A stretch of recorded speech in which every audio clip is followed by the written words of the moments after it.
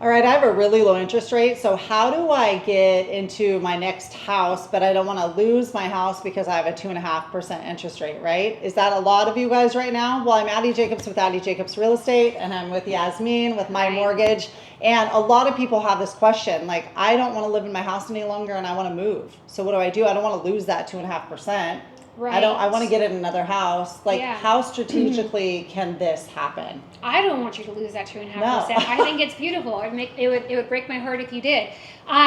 So you do want to leverage that property, right? Yeah. Because ideally you need the sell proceeds or the equity from that property to buy something new.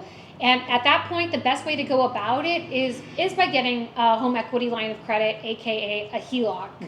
And that's how you basically get a second mortgage on that property and leave your beautiful low rate there untouched. And then you would leverage that property to then buy something else. So how does it look? So take us like step by step. How does that work? On qualifying for a HELOC. So there's a bunch of different ways to qualify for a HELOC. If you go to a big bank, you would have to go full documentation, get an appraisal done, the whole nine. I have HELOC banks that can close in 5 days. Oh, wow. So you can actually find your replacement property, and I can just pick up really quickly to get you those funds. No appraisal. It's very limited income qualification, the way that the products that I have access to. So you can maybe just upload a pay stub. You can maybe just, if you're self-employed, link your bank accounts and the system will calculate your bank statement deposits. Or you can just, attach your IRS transcripts and the system will approve you, and then literally within 5 days of start to finish, you're funded.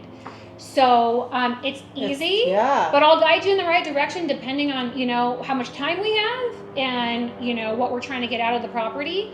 And then at that point, once you grab your HELOC, let's just say, for instance, your payment between your first mortgage and your HELOC is not feasible anymore, right? You're like, well, now I have my property rented. I'm negative every month, right? Because you did pull out those funds on the second.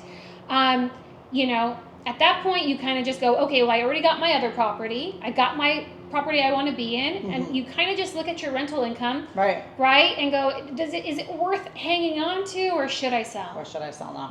Yeah. So you guys, I know that, we could sit all day and talk about it and get in the weeds, but get a hold of us if you're interested in keeping your property at that great percentage rate, but also looking to purchase another property and move. All right, you guys, I'll talk to you later, and cheers. Cheers.